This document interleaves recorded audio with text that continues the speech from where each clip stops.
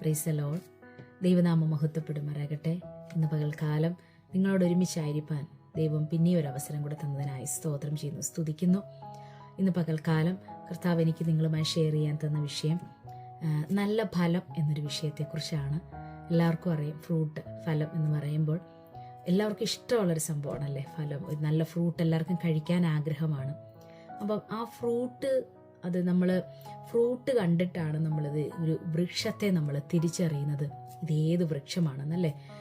ചില വൃക്ഷങ്ങൾ ഒരേ ഇലകൾ സാമ്യമുള്ളത് കാണും, ഒരുപോലെ ഇരിക്കുന്ന വൃക്ഷങ്ങൾ കാണും. പക്ഷെ അത് ഏതാണെന്ന് നമ്മൾ യൂഷ്വലി കണ്ടുവരുന്ന ചില വൃക്ഷങ്ങൾ നമുക്ക് അത് കാണാതെ തന്നെ നമുക്കറിയാം ഇന്നതാണെന്നുള്ളത്. പക്ഷെ നമുക്കറിയാൻ വയ്യാത്ത ചില വൃക്ഷങ്ങളുണ്ടല്ലേ. അപ്പോൾ ആ വൃക്ഷങ്ങളെ നമ്മൾ ഏതാണെന്ന് തിരിച്ചറിയുന്ന അതിൻ്റെ ഫ്രൂട്ട് അല്ലെ, നമ്മൾ പറയത്തില്ല അതിൻ്റെ ഫ്രൂട്ട് വരുമ്പോൾ അറിയാം ഇത് ഏതാണെന്ന് എന്ന് പറയുന്ന പോലെ അതിൻ്റെ ഫ്രൂട്ട് എന്താണെന്ന്, അതിൻ്റെ ഫലം പുറത്തു വരുമ്പോൾ അറിയാം ഇത് ഏത് വൃക്ഷമാണെന്ന്. അതുപോലെയാണ് നമ്മുടെ ജീവിതത്തിലും മറ്റുള്ളവർ നമ്മളെ എങ്ങനെയാണ് കാണുന്നത്, അല്ലെങ്കിൽ നമ്മളിൽ നിന്ന് പുറത്തു വരുന്ന ആ ഫലം, ഫ്രൂട്ട്, അത് കണ്ടിട്ടാണ് നമ്മൾ ആരാണെന്ന് ലോകം തിരിച്ചറിയുന്നത്.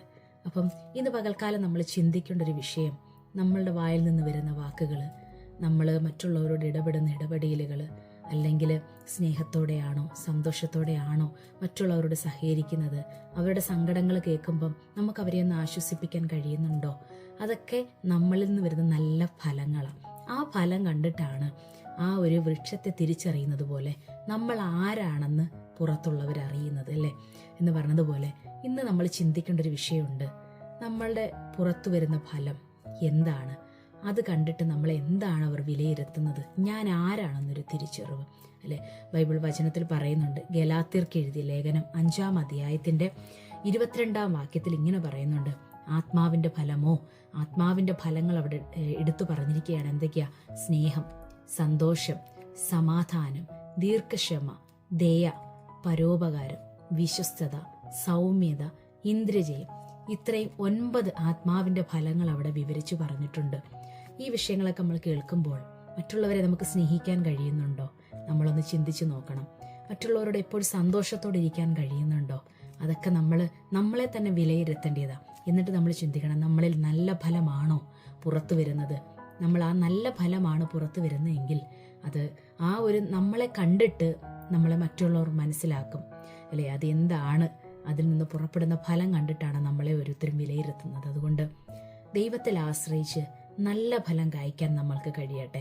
ഈ ദിവസങ്ങളിൽ നമ്മളോട് സഹകരിക്കുന്നവരോട്, നമ്മളോട് അടുത്തു വരുന്നവരോട്, ജോലി ചെയ്യുന്ന മേഖലയിൽ അല്ലെങ്കിൽ ഭവനത്തിനകത്ത്, നമ്മുടെ കുടുംബക്കാരുടെ മുമ്പിൽ, സുഹൃത്തുക്കളുടെ മുമ്പിൽ, നമ്മൾ അവരുടെ മുമ്പിൽ ആരാണെന്നുള്ളൊരു തിരിച്ചറിവ് അവരുടെ ഹൃദയങ്ങളിൽ കൊടുക്കേണ്ടത് നമ്മളിൽ നിന്ന് പുറത്തു വരുന്ന ഫലം കണ്ടിട്ടാണ് അവർ മനസ്സിലാക്കുന്നത് നീ ആരാണ്, അല്ലെങ്കിൽ ഞാൻ ആരാണെന്ന് തിരിച്ചറിയുന്നത്.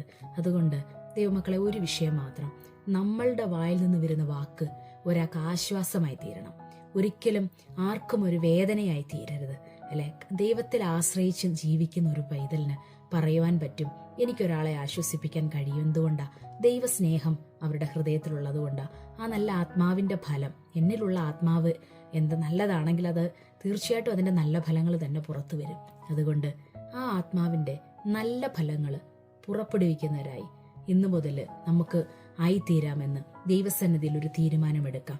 നമുക്ക് മറ്റുള്ളവരോട് ദയ തോന്നത്തക്കവണ്ണോ, പരോപകാരം ചെയ്യത്തക്കവണ്ണോ, മറ്റുള്ളവരോട് നമ്മൾ സൗമ്യമായിട്ടാണോ സംസാരിക്കുന്നത്, അത് നമുക്ക് മറ്റുള്ള നോക്കാൻ പാടില്ലാത്തടത്ത്, കേൾക്കാൻ പാടില്ലാത്തടത്ത് അവിടെയൊക്കെ ജയം പ്രാപിക്കാൻ പറ്റുന്നുണ്ടോ, അതൊക്കെ നമുക്ക് കൺട്രോൾ ചെയ്യാൻ പറ്റുന്നുണ്ടോ, അതാണ് ഇന്ദ്രിയജയം.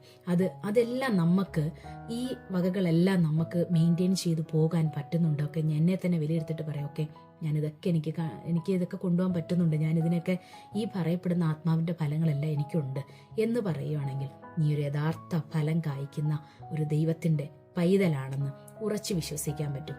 എന്നിലുള്ള നല്ല ആത്മാവിൻ്റെ ഫലങ്ങളാണെന്ന് നമുക്ക് പറയുവാൻ കഴിയും. ഇന്നു മുതൽ നമ്മളെ തന്നെ ശോധനയിരുത്തണം, നമ്മളെ തന്നെ ഒരു വിലയിരുത്തണം, ഞാൻ നല്ല ഫലം കായ്ക്കുന്ന ഒരു വൃക്ഷമാണോ എന്ന്.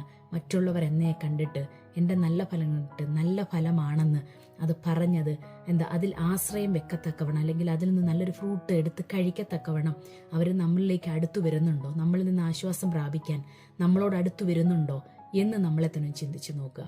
ഇല്ല എങ്കിൽ ഇന്നു മുതൽ നല്ല ഫലം കായ്ക്കുന്ന ഒരു വൃക്ഷത്തെ പോലെ ഇന്നു മുതൽ ആത്മാവിന്റെ നല്ല ഫലങ്ങൾ പ്രാപിച്ച് അല്ലെ ഇത്രയും പറയപ്പെട്ട ഇത്രയും വിഷയങ്ങളിനകത്തും നമ്മൾ ജയം പ്രാപിച്ച് മുന്നോട്ട് പോകണമെന്ന് പറഞ്ഞുകൊണ്ട് ഈ വചനത്തിൽ നിരുന്നുകൊള്ളുന്നു. God bless you all.